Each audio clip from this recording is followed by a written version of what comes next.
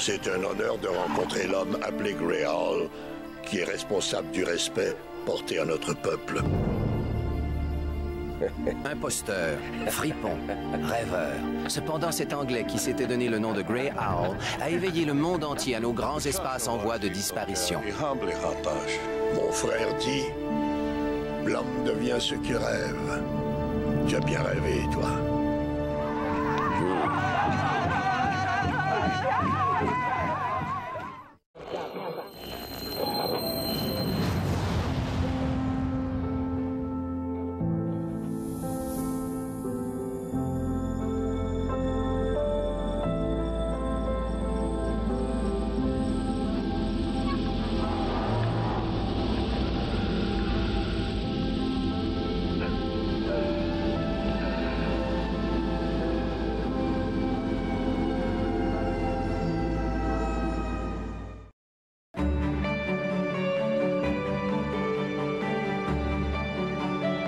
Vous regardez TV Rogers, Ottawa.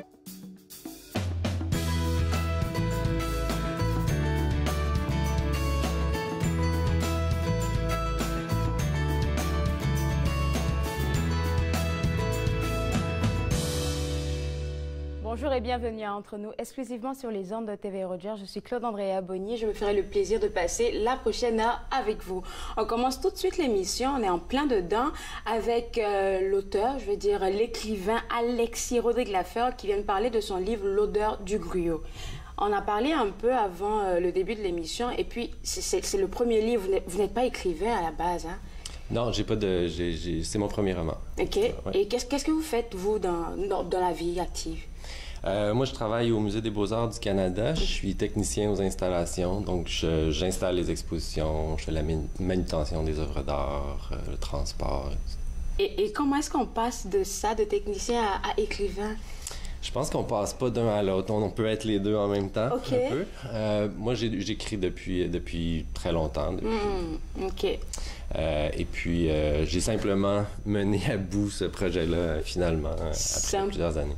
C'est un projet qui date de longtemps, alors? Oui, j'ai écrit le livre il y a peut-être 4 ou 5 ans. Wow. Donc, je l'ai retravaillé, puis avec la famille, puis le travail, c'est à temps partiel. Donc, ça me prend un certain temps. Puis, donc, j'avais terminé le manuscrit il y a 1 an. OK. Je l'ai envoyé à des maisons d'édition, puis j'ai eu des réponses. Donc. Super. Et L'odeur du gruau, qu'est-ce que c'est comme livre? Qu'est-ce que ça nous raconte?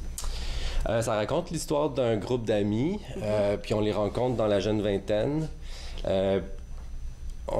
Ils travaillent ensemble, okay. Ouais, dans un café, puis ils font la fête un peu ensemble. Qu'est-ce qu'on fait quand on a 20 ans, quoi? Okay. Ils vont à l'université, des choses comme ça. Et puis, après, l'histoire se déplace 10 ans plus tard, alors dans leur trentaine. Donc, on passe au travers de 20 à 30 ans. Okay. Oui, en fait, on perd comme un 10 ans. OK. On perd presque 10 ans d'histoire, on les rencontre 10 ans plus tard. À une certaine autre époque de leur vie où on les voit dans leur quotidien. Donc 30 ans beaucoup plus mature. Un peu plus mature. Peut-être avec une famille. Pas encore. Oh! Okay. Et puis on les rencontre encore 10 ans plus tard, dans la quarantaine. Donc l'histoire fait 3 sauts. Et puis après, revient dans le temps, on les retrouve à 20 ans, puis à 30 ans, puis à 40. Donc c'est des allers-retours dans le temps. Le but, c'est un peu de voir un peu comment on évolue, qu'est-ce qui change pas dans la vie. Qu'est-ce qu'on apprend pas. Donc, c'est vraiment ça le message qu'on veut passer au travers du roman, de savoir qu'est-ce qui change pas dans la vie? Oui, un peu. Est-ce que la fatalité existe? Est-ce que ces choses-là existent? C'est sérieux, c'est grave. Hein? Ouais. Je reçois sur le plateau plusieurs écrivains et puis surtout des romans et des affaires comme ça. Et la plupart d'entre eux me disent que l'histoire qu'ils racontent part de quelque part, en fait, de quelque chose de vécu. C'est pas forcément tout le vécu, mais est-ce que c'est le cas de L'odeur du gruau? Je dirais que c'est plus l'intériorité des personnages qui est plus du vécu, davantage que les faits, les circonstances, l'histoire en tant que telle. J'ai pas vécu les événements en tant que tel. Okay. Mais j'ai vécu des deuils, j'ai vécu des amitiés, j'ai vécu des amours. Donc c'est plus l'intériorité des personnages là, qui vient d'expériences vécues, mais pas les événements en tant que tels. pas les actions, pas les... ouais. Puisque ça vient de, on va dire, d'un tout petit vécu de vous, comment est-ce que vous développez les autres personnages du texte quand vous étiez en train d'écrire? Comment vous avez développé ça? Ben, j'avais envie d'avoir un groupe, déjà là, c'était ça le but. Donc, développer différentes facettes de personnages, d'avoir des contrastes aussi, qu'ils ne soient pas tous les mêmes, ça aurait été un peu plat. Mais puis le reste, ben, c'est l'inspiration. On planifie pas tout le temps tout ça. quand On écrit, on efface, on écrit, on efface. Oui, on constate après c'est quoi qui est apparu, puis on est content ou pas. Mais... Bien, super, et puis félicitations parce que c'est un premier roman, et puis je vous souhaite plein de succès. Qu'est-ce que j'allais demander? Il y a le lancement ce soir, hein? Oui, à Axe Néo 7 ce soir, donc il y a un lancement à partir de 5 heures, donc formule 5 à 7. Où est-ce que c'est déjà? Axe Néo 7, c'est près du ruisseau de la Brasserie, dans Hull, près du Petit Pont. OK. Tout le monde la rue Montcalm. Oui, c'est ouvert à tout le monde. Tout le monde est invité. Et puis, demain, vous nous quittez. Voilà pourquoi vous êtes venu en pressement aujourd'hui. Demain, vous nous quittez. Hein? Oui, je suis de passage en ville. De passage, oui. Je suis vraiment de passage. Depuis à peine 3 mois, moi et ma conjointe et mes enfants, on a déménagé à Hanoï, au Vietnam, pour un petit séjour là-bas. Au Vietnam? Oui, c'est très bien. On adore ça. Les Vietnamiens sont des gens formidables. Et puis, donc c'est pour le travail de ma conjointe qui travaille ici à Ottawa au ministère des Affaires étrangères. Donc, elle a un poste là-bas pour quelques années. OK, bien, merci beaucoup. Et puis, comme je disais, bonne chance pour le livre. Merci. Et puis, bon voyage pour demain, parce que c'est demain, hein? Demain matin. C'est un voyage qui dure combien d'heures? Au moins 24 heures. Oh mon Dieu. OK, reposez-vous bien ce soir et puis bon voyage pour demain. Merci beaucoup. Alors, si vous êtes intéressé par ce livre, L'odeur du griot, visitez le site web pour voir où est-ce que se fait le lancement et pouvoir y participer. On prend une toute petite pause et juste après la pause, on rencontre la première Canadienne à avoir gravi le Makalu. Vous regardez Entre nous sur les ondes de TV Rogers.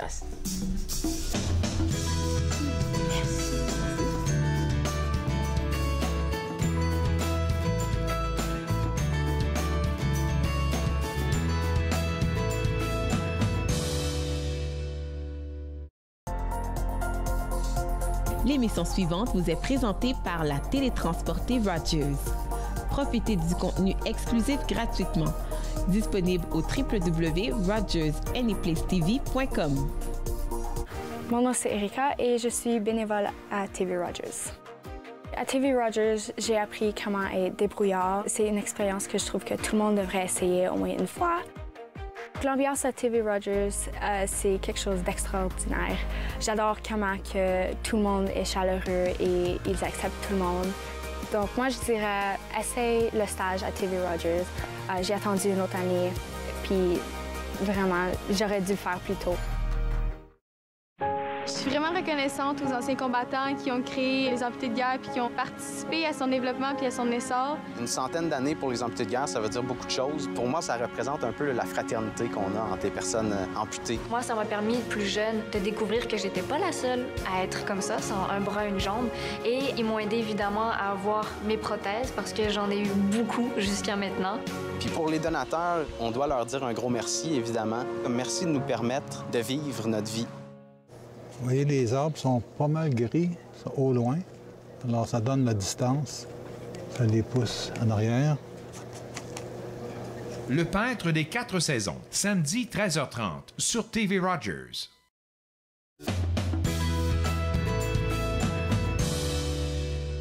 De retour à Entre nous, exclusivement sur les ondes de TV Rogers. Je suis toute excitée parce que, en tout cas pour moi, être alpiniste, ça demande beaucoup de cran, de force. Et j'ai avec moi Monique Richard qui est alpiniste. Tout d'abord, pour commencer, dites-moi, comment est-ce qu'on arrive à faire ça, à être alpiniste? Oui, effectivement. Dans mon cas, il n'y a personne qui monte des montagnes dans ma famille. Ça a été très tard dans ma vie, mais ça a commencé par le sport, ensuite les voyages, les randonnées, puis toujours aller plus haut, plus loin. Finalement, j'ai gravi l'Everest, Makalu et le Mont Logan, la plus haute montagne du Canada, le printemps passé. Et ça, c'était quelque chose que vous m'avez signalé. Vous êtes la première femme à l'avoir fait, hein? En solo, avoir atteint le sommet en solo, oui. Donc, vous êtes partie de vous-même comme ça, et puis... Bien, en fait, c'est que moi, je l'avais tenté en 2017, lors du 150e anniversaire du Canada, avec quelqu'un. Puis là, il y avait plein de gens qui étaient là en même temps, qui avaient eu la même idée. Puis, finalement, on n'a pas atteint le sommet parce que mon ami a eu des difficultés. Et moi, j'ai décidé d'y retourner. Puis du fait que j'arrivais pas à trouver un partenaire adéquat, finalement, j'ai dit, ben pourquoi pas solo? Du fait que je l'avais vu en 2017. Mais là, je me suis retrouvée finalement, le contre-coup du 150e anniversaire du Canada, c'est qu'il y avait personne. Fait que j'étais beaucoup plus que solo, j'étais solitaire. Solitaire. Oui. Ouais. OK, donc on a parlé déjà de l'Everest, on a parlé du Makalu, on a parlé du Logan.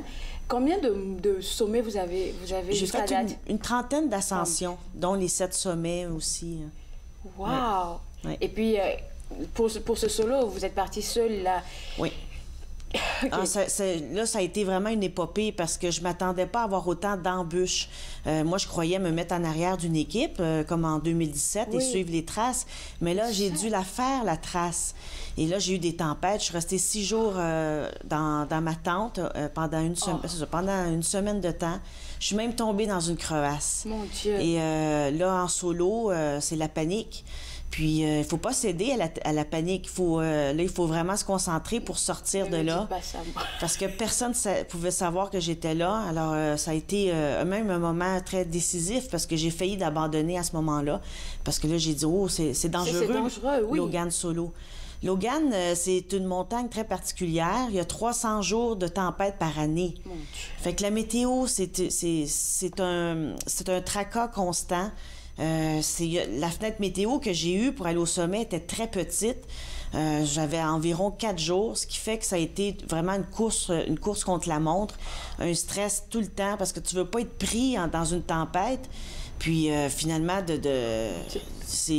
et j'ai eu un pépin même parce que il m'est arrivé tellement de choses. Puis après le sommet, quand je suis redescendue, tellement fatiguée, je me suis trompée de chemin. Et là, je suis arrivée, j'ai pris ce qui était pour le plateau, qui était mon campement 5, était pas le plateau, et j'ai dû remonter une montagne qui était la hauteur de la pyramide du sommet. Ah, ça a été terrible. Je suis arrivée à 1h30 du matin à mon campement. Puis bon, là, c'est pas terminé. Il faut faire fondre la neige pour faire de l'eau, manger. Puis là, moi, c'était de sortir du plateau où était mon camp 5. Parce qu'après ça, il faut remonter de 400 mètres. Fait que ça a été très éprouvant. Et à un moment donné, j'ai dû même appeler les secours. Parce que là, la mauvaise météo, elle se dégradait. Puis aussi, c'est que mes fils pour charger mon téléphone satellite, mais aussi mon GPS, étaient cassés. Oh. Et là, en pleine tempête, pas de GPS, pas de téléphone, fatiguée. Mon énergie n'était pas censée de dropper de cette manière. Parce que peut-être un manque d'oxygène là-haut, hein? Ah oui. Puis là, c'est que je suis solo.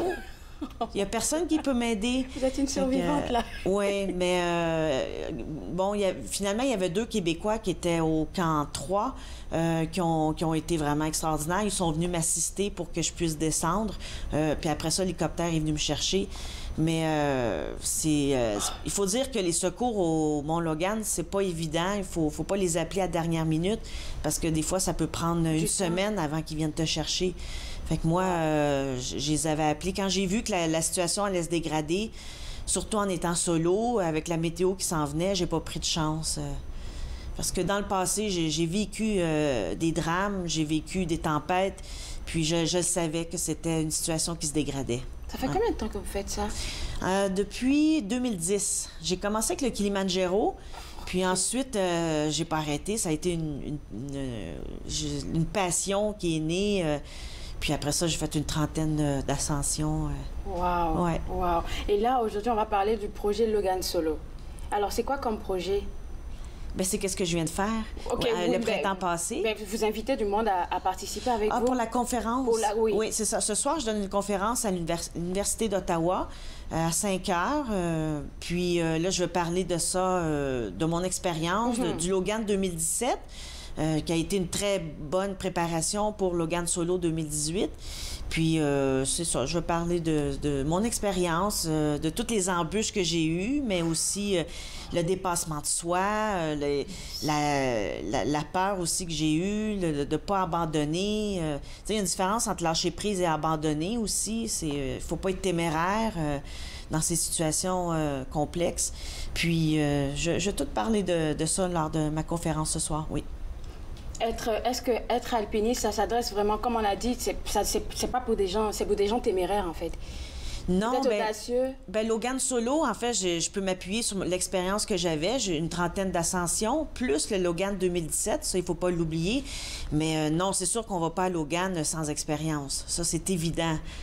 On peut peut-être aller faire le Kilimandjaro, mais encore, il faut être en bonne santé parce que c'est toujours... le Kilimandjaro? C'est la plus haute montagne de l'Afrique, puis il faut être en très bonne santé, en très bonne forme parce que c'est toujours le manque d'oxygène qui est difficile en altitude. Kilimandjaro, c'est pas très technique, mais d'autres montagnes que j'ai fait, là, c'est très haut, le Makalu. L'Everest aussi, qui est la plus haute montagne du monde. Fait que c'est... On peut pas aller là du jour au lendemain comme ça. Ça demande beaucoup de préparation, mais une préparation psychologique aussi. Ça, on l'oublie souvent. Puis c'est de sortir de sa zone de confort. Ouais. Et pour moi, qui suis vraiment novice, qui ne sait rien de l'alpinisme, d'être alpiniste, c'est quoi le matériel qui est vraiment super important quand on part pour une excursion? Ah, ben c'est tout le matériel, en fait. En fait, moi, quelqu'un qui voudrait se lancer dans l'alpinisme, il faudrait qu'il commence à faire de la randonnée. Commence à connaître son corps. Puis là, on commence par des montagnes un peu plus faciles. Puis comme ça, on peut graduer. Ah, ouais, là, ça, c'est au sommet du Canada. Oui, c'est mon selfie le plus important. Parce que ça donne un boom au cœur comme d'être arrivé là. Hein? Oui, mais surtout que quand je suis arrivée à la pyramide, j'ai failli encore là d'abandonner parce que le sommet était couvert de nuages. Et les nuages, c'est quand même assez peurant en montagne parce que ça veut peut-être dire qu'une tempête qui peut arriver d'une manière soudaine. Puis, j'ai failli d'abandonner, mais du fait qu'il n'y avait pas de vent, j'ai continué. Puis, quand j'ai atteint le sommet, j'y croyais même pas, tellement que ça a été tellement difficile. Oui, fait que puis en plus, le fait d'être seule, c'est... À ce moment-là, j'étais la personne la plus haute au Canada.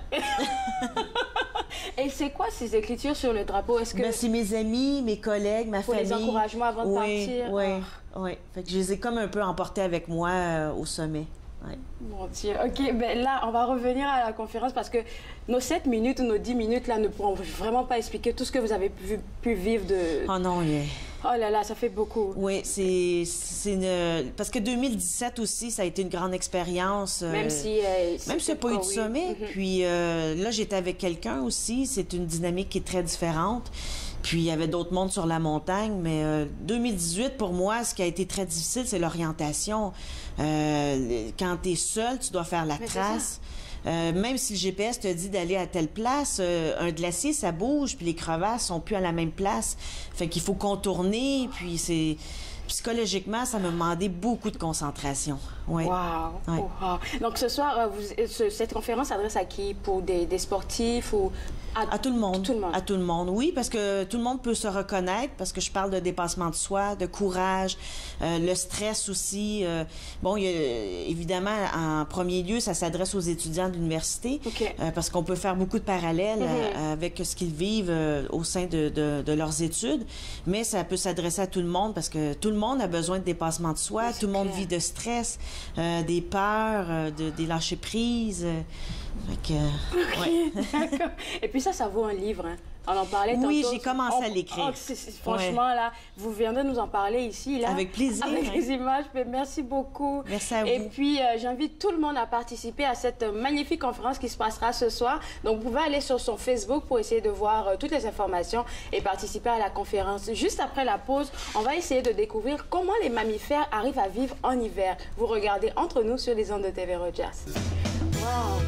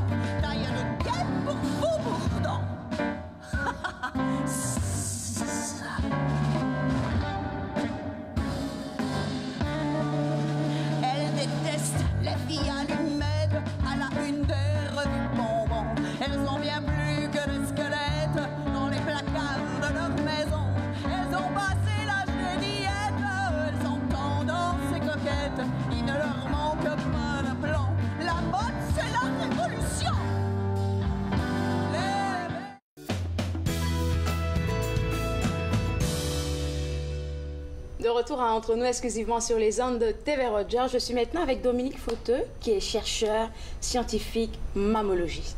Alors, c'est quoi être mammologiste? Vous l'avez dit aussi, chercheur, dans le fond, je travaille beaucoup sur les mammifères, essayer de comprendre... Sur les oui. Oui, principalement les mammifères, un peu indirectement avec les oiseaux, parce qu'il y a beaucoup d'interactions entre les deux en nature, évidemment. Mais l'idée d'étudier les mammifères, après ça, c'est de comprendre comment est-ce qu'ils s'adaptent un peu dans leur vie de tous les jours, leur biologie, leur écologie aussi. Et puis au musée, on étudie aussi un peu leur morphologie, par exemple squelettique, le crâne, et on les compare aussi, essayer de voir un peu, de comprendre un peu les différences. Là.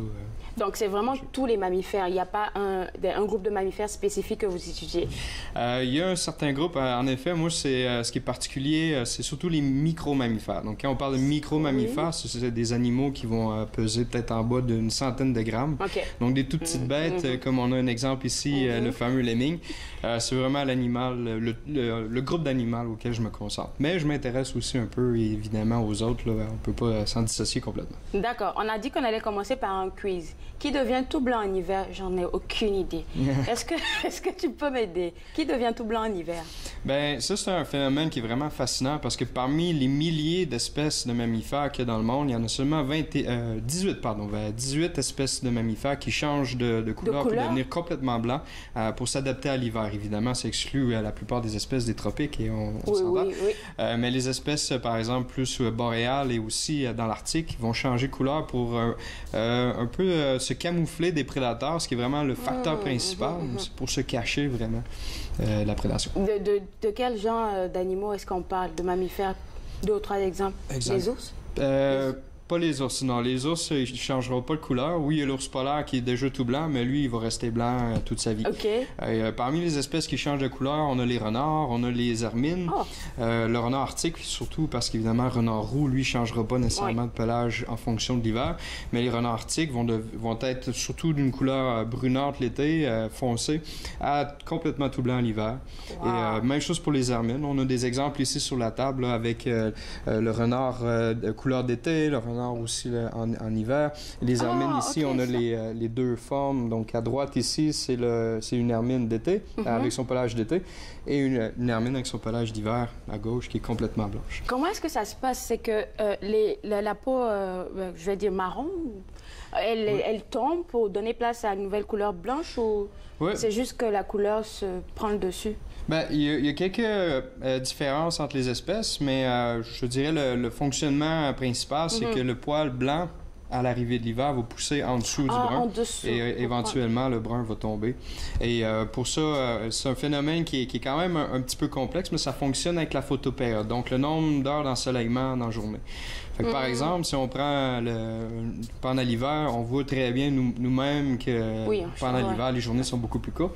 Le fait qu'il y a moins de lumière pendant le jour, le système de certains mammifères, donc par exemple les hermines, vont détecter ces changements de lumière pendant la journée et à l'intérieur, ça va enclencher des mécanismes hormonaux qui va venir modifier la pousse de poils, par exemple. Donc ça leur permet, comme vous avez dit tantôt, de se protéger des prédateurs. Exactement. Donc se camoufler dans la neige, c'est ça? Exactement. Donc, par exemple, un des cas classiques, c'est les lièvres qui deviennent complètement blancs en hiver. Les lièvres, oui. Et ici, on a un lièvre qui est en transition, donc qui est donc, on va dire automne, il est en train de devenir automne. Exactement, qui est en transition. Puis le fait, c'est quand il est tout blanc, évidemment, les prédateurs qui vont beaucoup chasser à la vue. Évidemment, il y a d'autres chasseurs qui vont chasser à l'odeur. Donc, ils sont quand même capables de capturer quelques lièvres, mais ceux qui chassent beaucoup à la vue ont beaucoup plus de difficultés, donc ça les protège. Ça c'est quoi? Ici, c'est un lagopède alpin. Donc, c'est un oiseau qui vit un petit peu plus au nord d'ici, qui va aussi changer complètement de couleur en hiver. Sa couleur très belle. Et chez les oiseaux, il y a seulement 3 espèces d'oiseaux qui changent de couleur pour s'adapter à l'hiver, donc pour devenir tout blanc. Et évidemment, on voit beaucoup d'oiseaux qui vont changer de couleur avec leur plumage nuptial, donc pour se reproduire, attirer le sexe opposé. Mais chez les oiseaux qui changent de couleur de façon saisonnière pour l'hiver, il y a seulement les lagopèdes ici, où peut-être certains pourraient dire des perdrix blanches, mais bon, on va dire le bon terme, on parle ici d'un lagopède alpin. Wow. Et puis moi, j'ai pas entendu, mais on voit ça dans les documentaires. Il y a certains animaux, je sais pas si c'est des mammifères, mais qui gardent la nourriture à l'intérieur juste pour se protéger. Comme ils prennent de la nourriture et puis ils restent comme couverts tout le temps. Je sais pas si je m'explique bien. Attends que je vois. OK, la cachette de nourriture. Oui, la cage de nourriture, absolument. Oui, ça arrive chez des serpents, par exemple, qui sont pas vraiment des mammifères, ils ont de la nourriture et puis ils restent pendant une longue période. Est-ce que ça... Ouais. C'est un phénomène aussi qui arrive chez les mammifères. Donc, par exemple, on pense surtout aux écureuils qu'on va voir à l'automne. Ils vont venir chercher des noix une fois que toutes les noix sont tombées, par exemple, des chênes ou des érables. Ils vont faire des caches de nourriture, soit en dessous d'un feuillage ou est-ce qu'ils vont vivre là? Tout petit peu. Ils vont pas nécessairement vivre là. Souvent, les caches vont être un peu éparpillées, surtout si on parle encore des écureuils. Pour d'autres espèces, par exemple, les hermines, encore ici, là, c'est un petit peu plus intense parce que c'est des animaux qui vont plutôt chasser des micro-mammifères, donc des rongeurs, par exemple des mulots ou autrement dit des campagnols. Et ils vont accumuler un peu de ces proies-là après leur chasse, et ce qui va leur permettre de se nourrir tout au long un peu de l'hiver. L'hiver, c'est plus long. difficile à les trouver. C'est très long en effet. Donc ça veut dire qu'ils travaillent comme beaucoup en automne puisqu'ils essayent de cacher tout ça? Absolument, absolument. On va les voir extrêmement actifs à cette période-là. Donc, c'est pour ça que, par exemple, on va les voir vraiment, les écureuils, encore une fois, en ville, qui vont se promener dans les parcs, aller chercher. Je pense que je les vois. C'est ça. Donc, c'est ça qu'ils sont en train de faire actuellement, les écureuils qu'on voit là. Ouais, en ce moment... Ils sont peut-être cachés parce que la neige est déjà là. Ça. Présentement, ils sont probablement en fin. Là. Ils finissent de remplir, ou même c'est déjà terminé. C'est surtout... Ils font les achats. Oui, exactement. Alors, c'est quoi qu'on voit là? Ici, on là-haut a à droite, des exemples. Ça ressemble à un renard. Exactement. Donc, les photos du dessus, on a un changement de plumage. Donc, c'est... vous me pardonnerez, les photos, les deux ont été prises à l'automne parce que ça a été pris dans le nord, dans le Grand Nord canadien, en Arctique. C'est-à-dire qu'on était arrivé au printemps. Et là, les renards changeaient un peu de plumage. Mais vous voyez que leur plumage est un peu mélangé. Gris, avec du gris. Exactement. Gris, blanc. Puis on a à gauche le renard, en haut à gauche, qui est beaucoup plus avancé que celui juste à droite. Mais on a d'autres exemples, par exemple, ici, l'hermine en bas à droite. Oui, c'est l'hermine, c'est ça? C'est comme celle-là ici, justement, qui est aussi en transition d'une période à l'autre. Et puis finalement, en bas à gauche, on a notre lagopède alpin, encore une fois, qui est complètement blanc. Oui, c'est joli. Et donc, c'est ça. Ici, c'était simplement montrer les différents stades là, de mue, qui sont pas tout le temps beaux. Si vous voyez un renard arctique en plein hiver, son pelage est vraiment magnifique, très, très épais. Très bel animal, mais dans ces conditions-là, c'est ça. Ils iront pas veiller, ils iront pas se pavaner non plus trop longtemps. Super intéressant. Merci beaucoup. Merci. Alors, si vous voulez avoir des informations peut-être sur ça, vous pouvez visiter le site web du Musée de la Nature. On prend une toute petite pause et juste après, on parle d'une exposition qui s'en vient au Musée de la Nature, toujours intitulée « Courage et passion ». Vous regardez Entre nous sur les ondes de TV Rogers.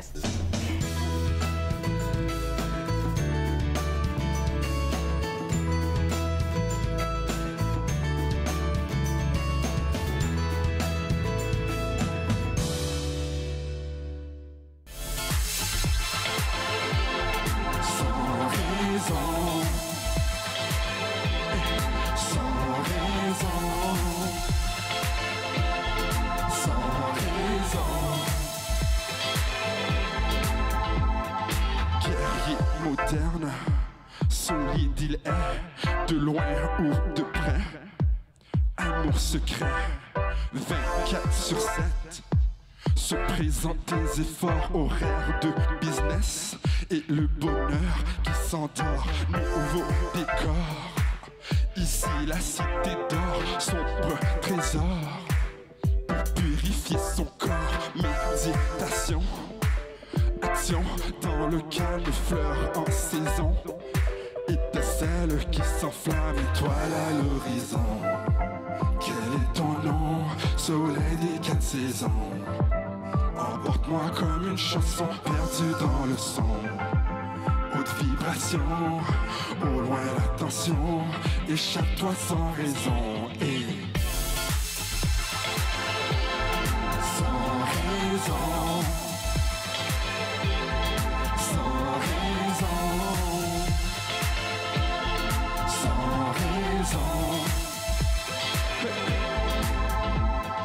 La joie de vivre sans être ivre, partir de ce...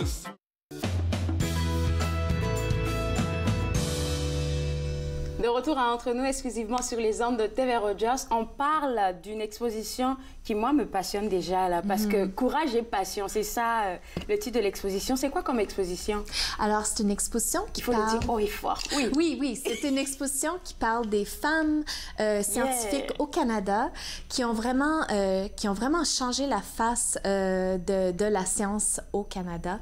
Quand vous parliez plutôt avec... l'alpinisme. Oui, c'est ça. Je pensais vraiment, ça me faisait penser beaucoup à l'exposition parce que c'est ça, courage et passion. C'est des femmes qui ont démontré beaucoup de courage, beaucoup de... Ils ont fait le dépassement de soi pour avoir accès à des milieux qui n'étaient pas traditionnellement accessibles aux femmes. C'est ça. Et puis parce que j'ai vu un peu le communiqué qui avait rapport à l'exposition. Ça se passe dans les années comme... Je sais, le 17e siècle, quelque chose comme ça? Oui, c'est ça. Alors, les femmes n'étaient pas vraiment comme en avant. Oui, mais c'est exactement, mais elles ont quand même su prendre une place dans la société.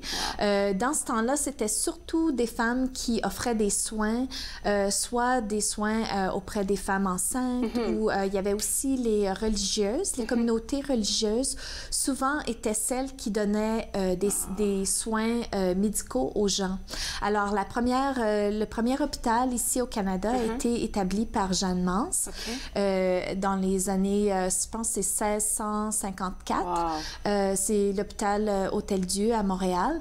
Et dans l'exposition, on a des objets qui ont été utilisés pas par elle particulièrement, mais par les sœurs qui travaillaient à l'hôpital pour offrir des soins aux gens. Alors, ces femmes-là... Est-ce que c'est ça qu'on voit? En ce moment, ce qu'on voit, c'est des objets qui sont utilisés pour étudier l'énergie nucléaire. Oui, je vois des affaires avec une lampe, là, quelque part ici. Oui, il y a des lentilles. C'est pour faire des expériences nucléaires. Et ces objets-là ont été utilisés...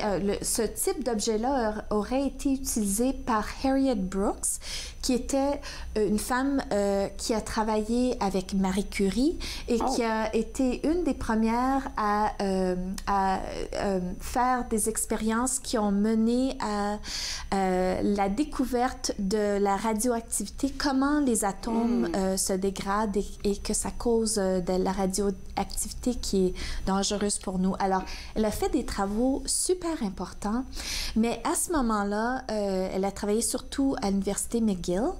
Et il y avait un règlement qui disait que les femmes ne pouvaient plus travailler une fois qu'elles se mariaient.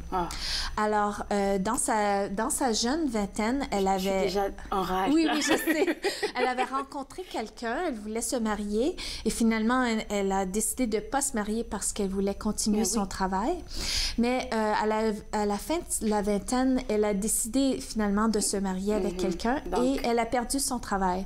Alors, le Canada, finalement, a vraiment perdu l'opportunité de tout ce qu'elle aurait pu accomplir si elle avait continué à travailler.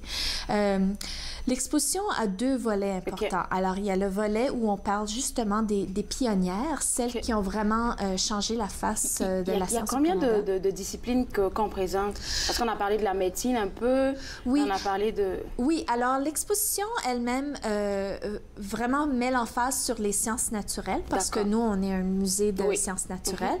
Mais à travers l'exposition, on parle de différentes disciplines qui se retrouvent sous l'ombrelle de ce qu'on appelle STEAM. Alors, c'est sciences, technologie, ingénierie et mathématiques. Et on m'a demandé, quand je travaillais sur l'exposition, il y a des gens qui me demandaient « Ah, ben pourquoi est-ce qu'il faut faire une exposition aujourd'hui sur les femmes en sciences? » Maintenant, il y a plein de femmes scientifiques. On voit Julie Payette, qui est maintenant gouverneure du Canada. Elle était une astronaute. Mais moi, je répondrais qu'il y a juste 22% des personnes qui travaillent en STEAM qui sont des femmes au Canada. Juste 22%. 22%. Alors, il y a vraiment un besoin, parce que dans le monde, il y a beaucoup de problèmes, il y a beaucoup de choses qu'on aimerait régler, et c'est à travers la science qu'on va pouvoir trouver les solutions. Mais pour trouver les solutions, il faut travailler, mais il faut aussi la plus grande variété de cerveaux, de points de vue pour pouvoir trouver les réponses à nos problèmes. Alors, en excluant les femmes, on exclut un potentiel vraiment incroyable de découverte. J'aime bien ça. Oui, j'aime bien ça. Oui. Alors, dans l'exposition, c'est ça. On regarde l'historique des femmes en sciences, et il y a des portraits de ces différentes femmes-là, comme Harriet Brooks. Mais on a aussi un volet qui explique c'est quoi la place des femmes en sciences aujourd'hui. Et l'exposition, vraiment, le but de l'exposition, c'est d'encourager et d'inspirer les jeunes filles à considérer la science comme une possibilité de carrière. Wow. Alors, on regarde les différents challenges que les filles fassent encore aujourd'hui, mais on regarde aussi les différentes initiatives qu'il y a ici au Canada. Il y a énormément de programmes qui sont en place pour encourager les filles à aller en sciences. Mais aussi, on voulait montrer aux filles que les sciences, c'est vraiment pour eux aussi, parce que ça demande de la créativité, ça demande de l'entraide, il faut travailler en équipe. Et je crois qu'il y a énormément de carrières. Moi, personnellement, j'ai pas étudié les sciences quand j'étais dans mes études, mais maintenant, je me retrouve à écrire des textes, à développer du contenu pour des expositions. Et je dois dire que travailler en sciences, c'est vraiment, ça peut amener à toutes sortes de différentes carrières, soit travailler avec les animaux, soit étudier la médecine. Il y a plein d'opportunités, et on veut vraiment que les filles se sentent capables et inspirées à aller en sciences. Est-ce que c'est pour ça qu'il y a l'implication de 3 jeunes filles? Moi, j'ai vu ça dans une écolière, une secondaire, et puis même... Oui, alors on voulait que les visiteurs soient accompagnés par des vraies filles qui sont intéressées à la science. Alors, à travers l'exposition, ces filles-là ou ces jeunes femmes-là donnent des commentaires sur le contenu de l'exposition. Wow. Et c'est une façon de les impliquer déjà. Exactement, oui, et de leur donner la chance de mettre leurs mots, surtout dans la partie historique, comme tu as réagi tantôt quand tu étais lancée. Justement, c'est qu'il y a des choses qui se passaient qui étaient vraiment, qu'on trouve vraiment horribles aujourd'hui. Et c'est bon de le rappeler. Et c'est bon de savoir que ça fait pas si longtemps que ça. Et qu'il faut continuer à prendre sa place. Super. Alors, l'exposition, elle commence quand? Elle est déjà commencée.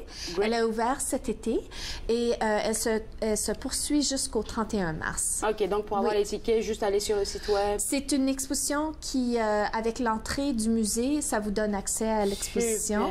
Et j'encourage les jeunes filles, les jeunes garçons aussi, parce que vraiment, on veut une diversité de personnes dans les sciences. Super, merci beaucoup. Ça me fait plaisir. Vous m'avez motivée ce matin. Alors, si vous êtes intéressé commencer par l'exposition Courage et Passion. Visitez le site web pour avoir toutes les informations et visiter en fait cette exposition, cette magnifique exposition. On prend une toute petite pause et juste après la pause, on parle de tendance automne-hiver 2019 pour le maquillage. Vous regardez Entre nous sur les ondes de TV Rogers.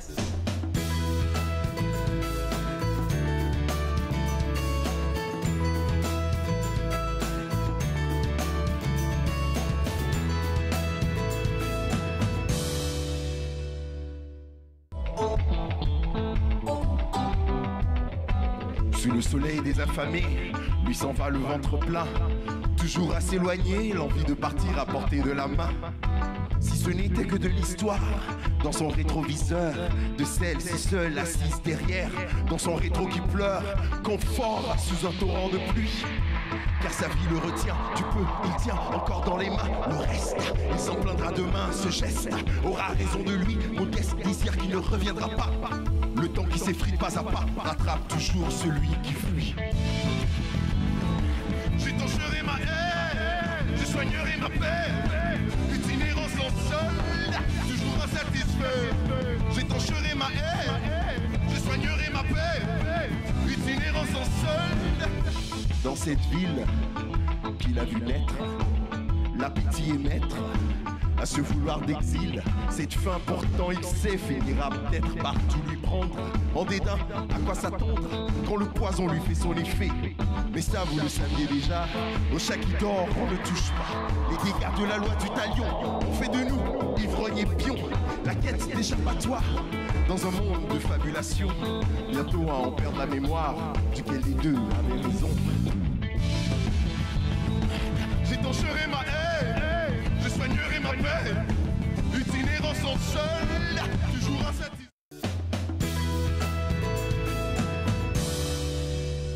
De retour à Entre nous, exclusivement sur les ondes de TV Rogers. On apprend à se maquiller ici au studio parce que Dominique est là. Je suis contente de te voir.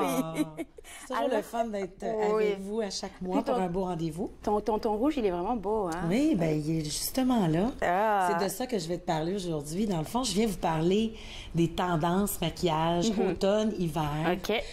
Beaucoup de belles choses. Donc, dans le fond, j'ai fait un petit résumé pour vous expliquer, dans le fond, c'est quoi qui est plus tendance présentement. Donc, est-ce que tu veux que je rentre tout de suite dans le vif du sujet? Oui, qu'est-ce qui est beaucoup plus tendance? Donc, ce qui est vraiment tendance présentement au niveau du teint, c'est d'avoir un teint qui est très lumineux. Donc, on a vu dans le passé beaucoup de contouring. On faisait beaucoup de contours très prononcés. C'était vraiment très tendance, là, très tendance. Donc, c'est sûr que le contouring est encore là, mais il est plus discret. Donc, le teint est plus minimaliste. On y va un petit peu plus en douceur, mais on y va avec un teint qui est lumineux.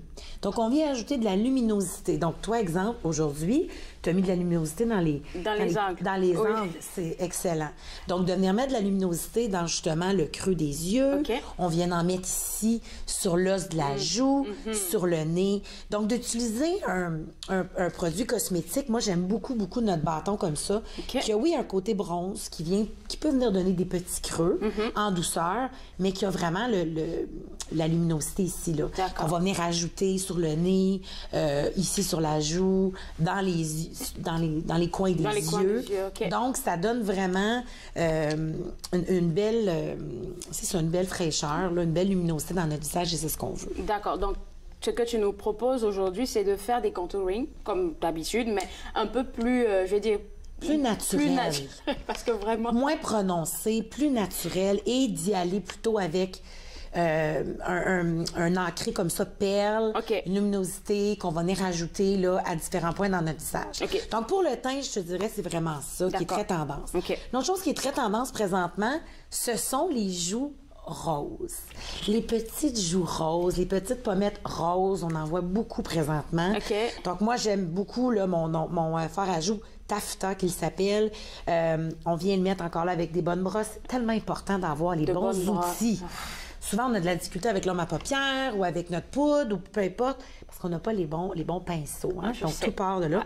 Le maquillage, c'est un peu de l'art. Donc, c'est comme un artiste, on doit avoir les bons pinceaux. Donc, j'aime beaucoup cette teinte. C'est d'ailleurs ce que je me suis mis ce matin. C'est pas tellement prononcé, c'est juste discret. Ouais. On va venir l'appliquer ici. On peut sourire un peu. On vient l'appliquer. Donc, d'avoir vraiment une petite joue rose. Donc, les joues roses sont très tendance présentement, donc à ce niveau-là. OK. Joue rose, le matin ou le soir? Encore là, c'est un fard à joues.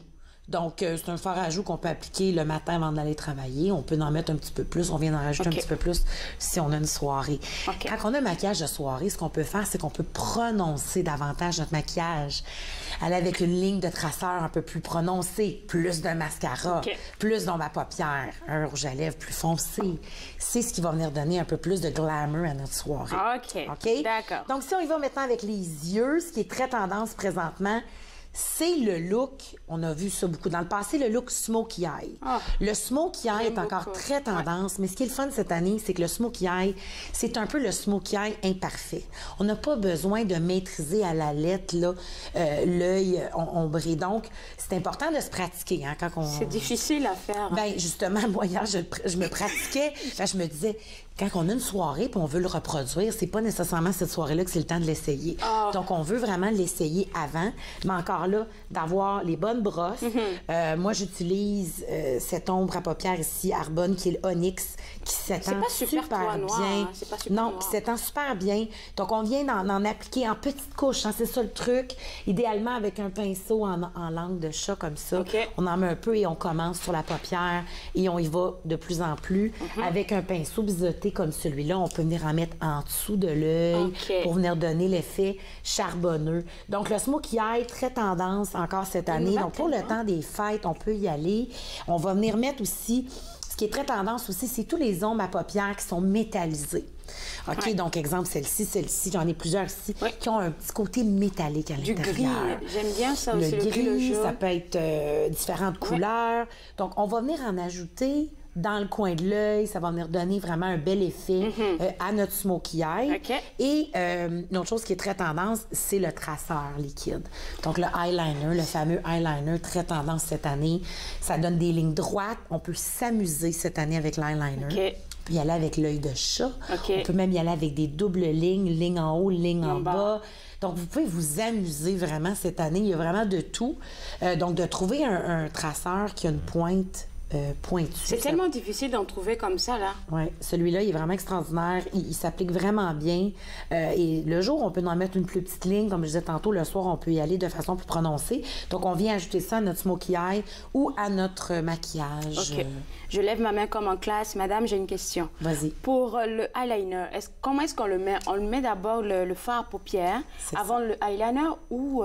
Moi, sincèrement, je mets, c'est ça, mes ombres à paupières. Parce que sinon, ça va... Si tu mets le eyeliner et tu mets ton ombre à paupières, tu vas venir cacher, dans le fond, ta ligne, là. Donc, tu vas venir mettre tout ton ombre à paupières et tu termines avec ta ligne de traceur et tu viens compléter avec du mascara. Ce qui est très tendance cette année, c'est qu'on y va avec 2, 3 couches de mascara. C'est pas grave si les cils sont un peu plus collés, c'est pas grave, mais on veut avoir vraiment l'effet de longs cils, d'effets de cils qui sont plus, comment je pourrais dire, plus pulpeux, là, mais plus fournis. Donc, moi, j'adore vraiment notre mascara ici, chez Arbonne, et la brosse est vraiment géniale. Donc, on vient en mettre plusieurs couches, là. Comme on dit, on y va. Et ayez pas peur. Donc, le mascara, comme j'avais déjà dit dans le passé, on en applique à la base et on fait des mouvements comme ça pour monter. Donc, c'est vraiment ce qui va vous faire des yeux incroyables. Super intéressant. Je te garde avec moi? Oui. Juste après la pause, on a fait les yeux, on a fait la teinte et tout. On passe avec la bouche et puis plein d'autres astuces. Regardez entre nous sur les ondes de TV Rogers.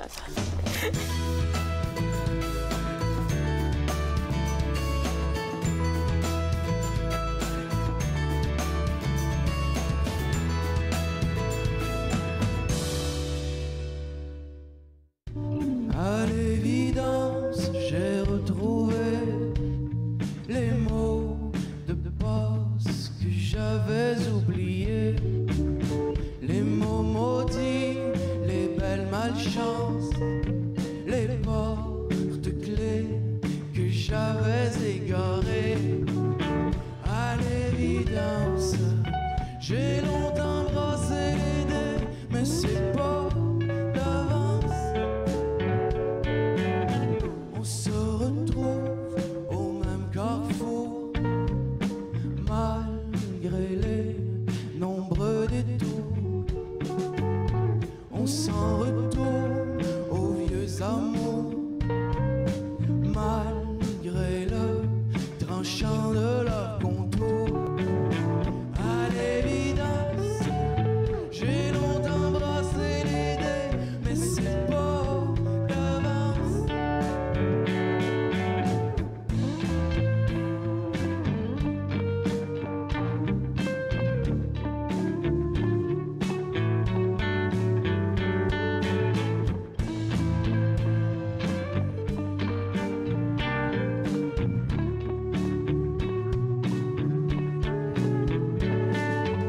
Si par mégarde ou par malheur, les jours... De retour à Entre nous exclusivement sur les ondes de TV Rogers, on parle toujours de tendance maquillage automne-hiver 2019, pardon. Et puis là, on a fait comme les yeux, le contouring, le teint, les pommettes. Ensuite, là... Bien, on termine avec les lèvres et ce qui est très, très tendance présentement, ce sont les rouges à lèvres mat. OK. Donc, vraiment, c'est un ou l'autre. Donc, soit que ce sont des lèvres avec un effet mat ou soit que ce sont des lèvres qui sont très, très brillantes. Donc, c'est vraiment les extrêmes qu'on voit cette année, là, automne-hiver. Moi, j'aime beaucoup là, nos rouges à lèvres, nos nouveaux rouges à lèvres avec Arbonne qui sont mat, qui sont faits avec de l'argile minéralisée. Donc, c'est ce que j'ai d'ailleurs. Ici, j'ai juste mis le côté mat. Là. Ce matin, j'ai pas mis le gloss. Parce qu'on a deux côtés. On a le côté mat et on a le côté gloss. Donc, on peut venir mettre le gloss par-dessus. Mais vraiment, ce qui est très tendance présentement, c'est l'effet mat. Ou on peut y aller vraiment juste avec un gloss. Ou vraiment mettre beaucoup de gloss, beaucoup de lumière. Ça rend plus Exactement. Là. Donc, pour une soirée, encore là, on peut venir mettre un gloss qui est rouge comme celui-là pour venir vraiment accentuer. Donc, avec des yeux smokey eye, on peut y aller avec un look très nu sur les lèvres, comme celui-là, par exemple. Là, nu, qui donne, qui donne vraiment un beau look. Mais on peut le faire en soirée avec aussi là, des lèvres rouges. Donc, on peut y aller avec... Il y a vraiment toutes les possibilités sont là cette année. Mais le look encore, au niveau des lèvres nude, qu'on dit en anglais, qui sont pratiquement couleur peau, c'est très tendance aussi. Donc, on y va mat ou on y va très brillant. C'est ce qui est vraiment très, très tendance présentement. Dis-moi si je me trompe, faire un beau smokey eyes pour une soirée et puis mettre comme un rouge, mais qui est comme avec lumineux, je trouve pas ça beau, hein? Je préfère plutôt que ce soit mat. Qu'est-ce que tu en penses? Bien, ça dépend. Je pense que des fois, c'est de l'essayer. Moi, c'est sûr que je vais plus avec... Si je vais vraiment beaucoup maquiller mes yeux, je vais y aller plus sobre au niveau de mes lèvres. Et on peut aller avec un beau maquillage sans aller avec un smokey eye, mais avec des belles couleurs de bronze.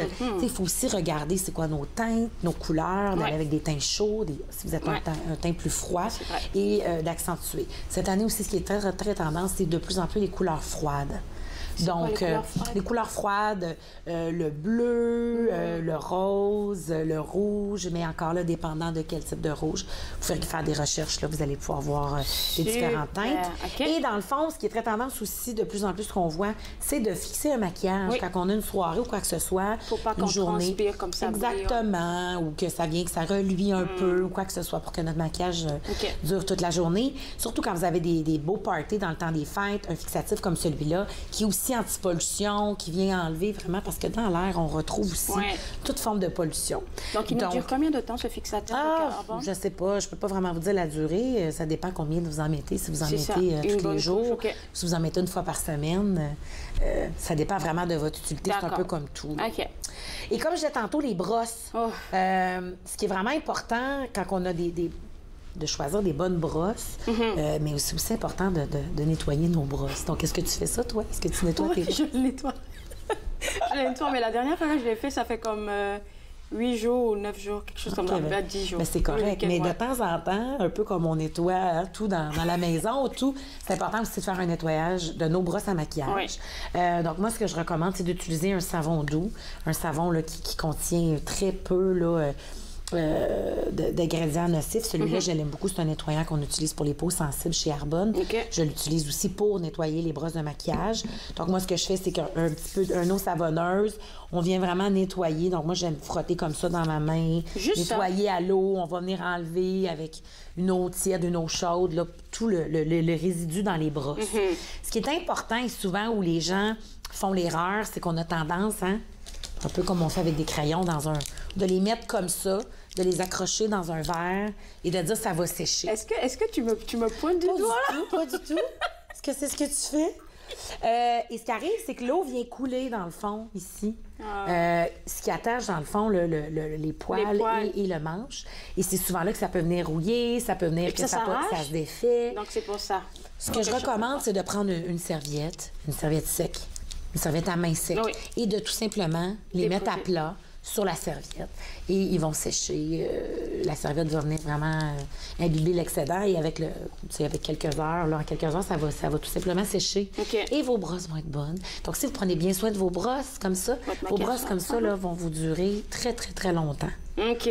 Mais qu'est-ce que tu as dit? Tu as parlé des brosses, du séchage, mais parle-nous un peu de comment laver. Tu nous as dit comme ça, mais l'erreur aussi à éviter, comme je t'en parlais tantôt, là, moi, je le laisse comme tremper toute une nuit ou quelques heures pour que j'ai envie que tout le résidu comme il sorte. Mais c'est pas bon. Mais ça ne veut pas nécessairement sortir parce que ça va venir rentrer ici. Puis là, l'eau vient vraiment rentrer. Fait que c'est peut-être pour ça qu'avec le temps, ça vient que ça se démanche. OK? Parce que le bois, ça dépend. Comme ceux-là sont en bois. Donc, le bois va venir gonfler dans l'eau. C'est peut-être pas hydrofuge. Donc, dépendant des qualités. Donc, moi, c'est sûr que ceux-là, c'est de très bonne qualité. Et je veux les garder longtemps. Donc, on vient vraiment... L'important, c'est de nettoyer là, la fibre. La fibre. Donc, on nettoie comme ça. On frotte avec de l'eau. Pour la pause et pour la conclusion. Parfait. On prend une toute petite pause et juste après, on revient. Regardez entre nous.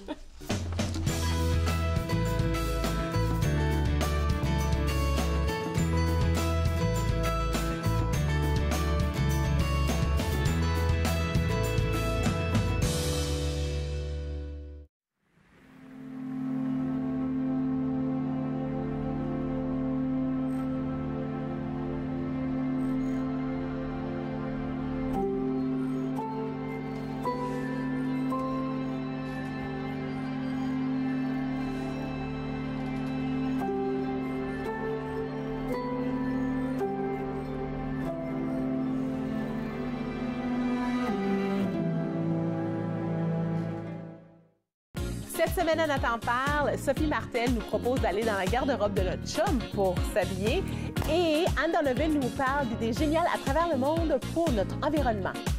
Nathan parle, mercredi 20h sur TV Rogers.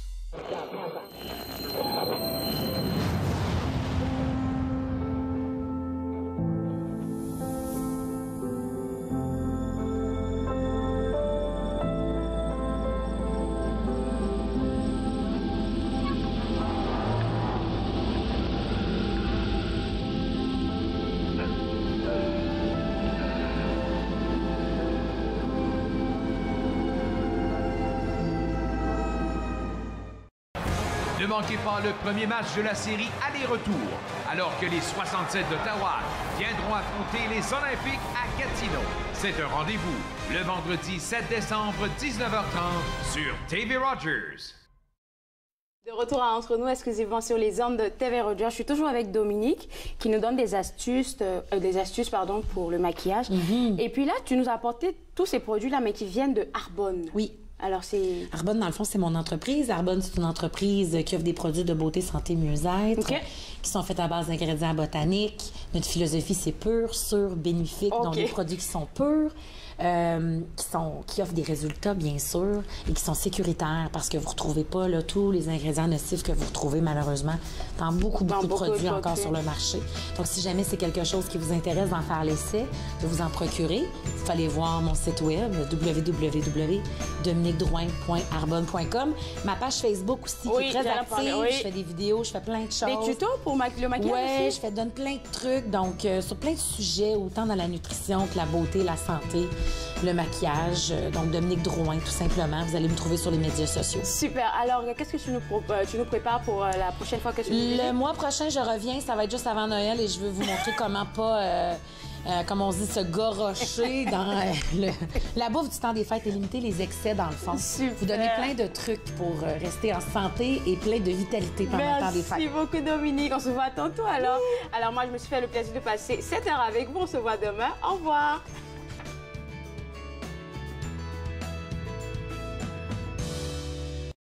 Faites-nous part de vos commentaires en composant le 613-521-2323 par courriel sur Facebook et Twitter.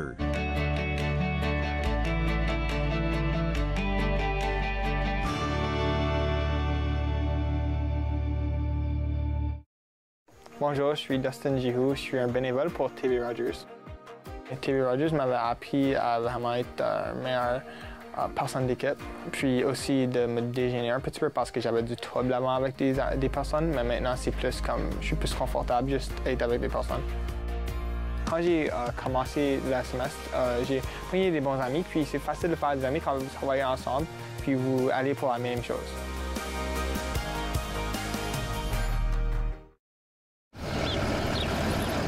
Bonne journée, mon grand. Je m'appelle Jacob, j'ai 6 ans et j'ai une amputation à la jambe gauche. Salut! Aujourd'hui, c'est une journée spéciale parce que je vais faire une présentation devant mes nouveaux camarades de classe. Ça, c'est ma jambe de natation. Ma prothèse de natation, c'est les amputés de guerre qui me l'ont donnée. Merci de votre appui.